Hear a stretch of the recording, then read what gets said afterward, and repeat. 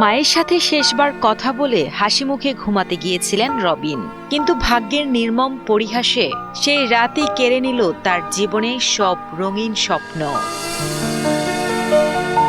Bank থেকে কিস্তি আর ধারে ঋণ করে এক বুক স্বপ্ন নিয়ে মালদ্বীপে পাড়ি জমিয়েছিলেন ভোলার চরফ্যাশনের রবিন মোল্লা।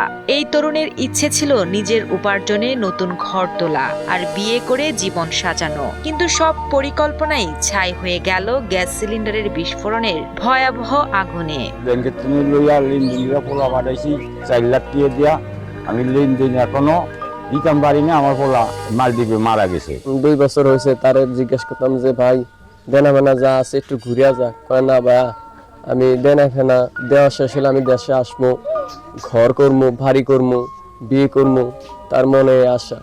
এখনো দেনা ফেনা ভোট দিতে পারে না। কালকে রাতে কথা বলছে, 1 মাসের বেতন পাইছে 30,000 টাকা। মা বাবার সাথে সবার সাথে কথা বলছে, কথা বললে কয় ঠিক আছে আমি সকালে 8টায় টাকা 30,000 পাঠাবো, সবে মার্কেট টার্কেট করে। তখন আমার মা বলছে যে মার্কেট করতে পারবো না, সমিতি তো চালাইতে পারি না।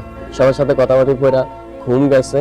এই ঘুমের ভিতরে গ্যাসের সিলিন্ডার বাস্টে আমার ভাই মারা গেছে।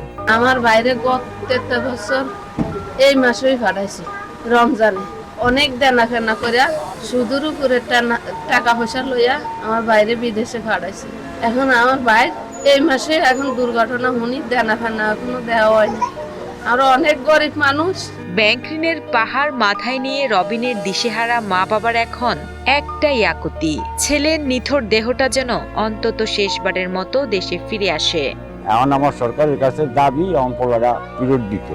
আমার ভাই এক অগ্নিকাণ্ডে আমার ভাই আজ দুনিয়া থেকে চলে গেছে, তাই সরকারের কাছে এইটুকু আবেদন আমার বাইরে যেহেতু বাড়ি তাই না একটু পৌঁছে দেওয়ার ব্যবস্থা করে। আমার কিছু চাই না, আমার বাইরের লাশটা চাই। সরকারের কাছে এই অনুরোধ। এখন আমরা কিভাবে দেনা দেবো, কিভাবে ভাইরে আনবো, আমরা এই চিন্তাই হতহারা। সরকারের কাছে আবেদন, তারেক রহমানের কাছে আর আবেদন যে আমার ভাইকে বাংলাদেশে কিভাবে ফিরিয়ে আনার জন্য আমাদের সামনে আমরা একটু তাকে নিজ হাতে মাটি দিতে পারি। এখন আমরা চাই আমাদের এলাকার সন্তান হিসাবে আমাদের এলাকায় পাঠিয়ে দেব, আমরা মাটি ছুটি দিই।